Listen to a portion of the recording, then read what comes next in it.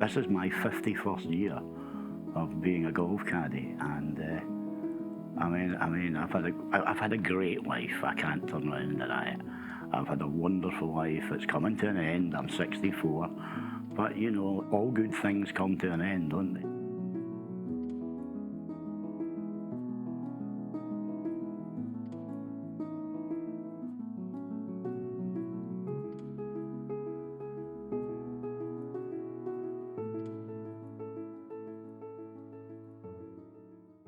I live in the same house that I've always lived in. I have a brother who's an orthopaedic surgeon, and when my father died in '94, he didn't need half the house, so he gave me the house. So I've never had a mortgage or any of that kind of thing. I've lived in the same. And have a wife who's a nurse, and I do this and just wander through life. My memory of golf was playing at Seafield as a kid. I think it was 25, well, in today's money, it was 5 shillings in those days for a season ticket to play the Seafield golf course. And I used to play there with my father and my brother. That was my first thing with golf. And then, you know, going back then, they had the Coca-Cola, and I saw people like Brian Barnes, a very young Brian Barnes playing, and that got me interested. I started as a golf caddy at 13 years of age. My grandmother lived in Maybole, and I used to go down to Maybole, and a lot of them went picking tatties, and I went to Turnberry and carried clubs down there. And in those days, I mean, I think I was getting 10 shillings and an orange juice and a Mars bar or something was the kind of usual thing you got. And it's quite ironic now that one of the people that I carried clubs for was Stanley P. Morrison, whose sons, Brian and Tim, are both members here, and I've carried for both of them. And now I'm carrying for the grandson, Jamie. I've had 3 generations of the one family. I never thought when I left school and stuff that I would just keep going, but I have. My father was an engineer at GKN, Geskeen and Nettlefold in Ayr, and they weren't taking on apprentices at the time. And my father said, don't worry about it, you'll get in at 21 to go on the night shift. And then by the time I got out at 21, they were starting to lay people off, and I never actually. But the membership here at the time were like, don't you dare go and take a real job.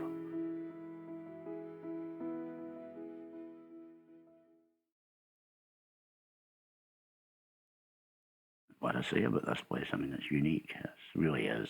As you can see, just looking around you. I mean, the place is just. This is real golf. You know, this is the home of the Open, and it's just. You know, how many places can you walk in and see the sort of things that you see in here?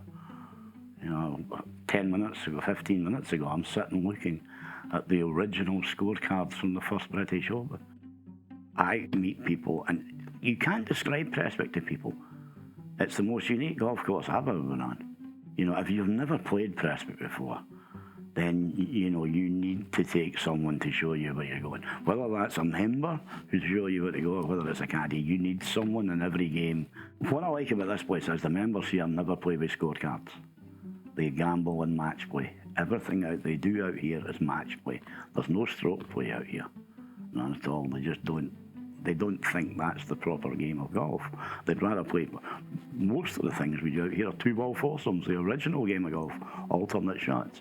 Most of the members here would rather play that, you know, and lunch is the most important thing here, as you can, you know, anybody who's ever been here will talk about the lunch. You know, I remember there was a wonderful guy who was probably the most famous member of Muirfield, was a guy called Guy Robertson Durham, and they've got big, I believe, paintings of him inside the clubhouse at Muirfield. And I remember carrying his clubs here about 30 years ago, and he comes out of the clubhouse after lunch, and someone said to him, did you enjoy your lunch? And he looked at this fella and he said, young man, he says, always remember, Muirfield has catering, Prestwick has a chef. And that stuck with me all these years.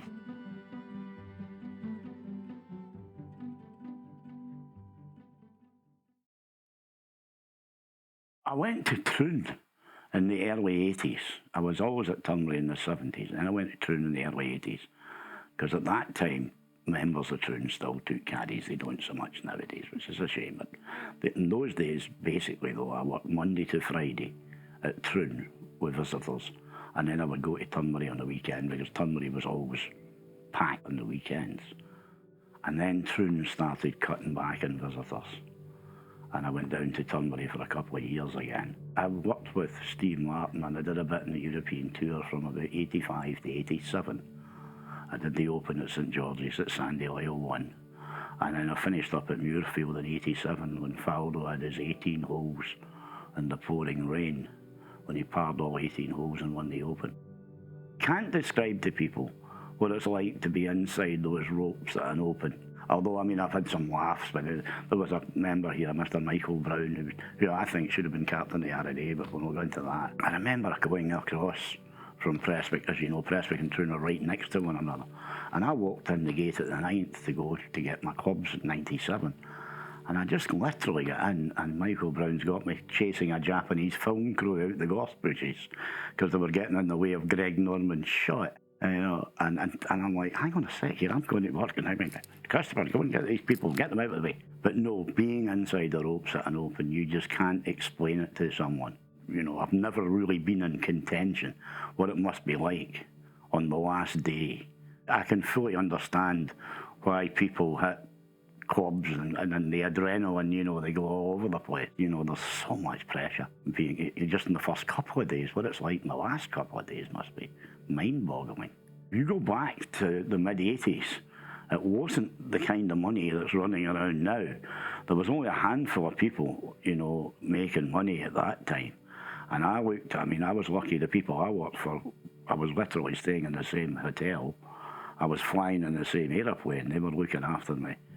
But, you know, when that dried up, I realised it was time to go. And when I came back from there, I met Stan in a bar in Prestwick, and he said, look, we need some people, and, you know, you've been put forward. And I said, well, you know, I'd love to come and work at Prestwick on a full-time basis. And I came over here, and I've been here ever since, and it's been 36 years or something. I've had many offers over the years to go to America, and a lot of the kids, the younger ones, were going out and working in America in the winter, in places like Secession and South Carolina. I'm too much of a home person. I like my own bed at night. There's a bunker at 180 you've got to go over, so I'm looking for a 200-yard golf shot. Golf shot.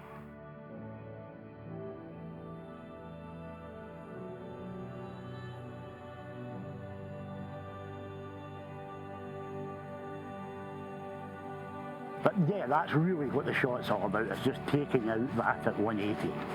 I like a sort of 115 golf shot. I think it's just a good wedge. And you want to be finishing just a little left of that stick.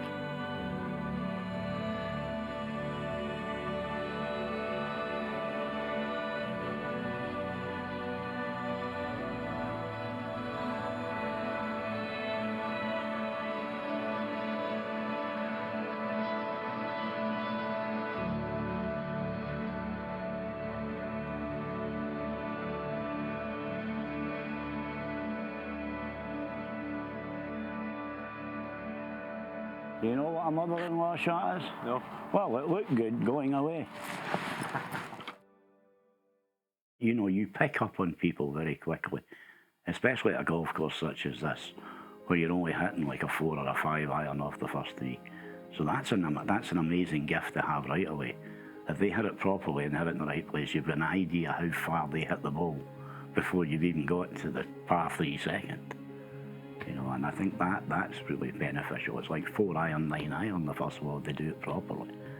And if they do that, you've got an idea how far they hit the ball, and that's a big advantage. People always ask me about people I've been out with, Bill Clinton or something like that. The most unique person's got to be Neil Armstrong, first man on the moon, who was a very, very humble guy, I have to say.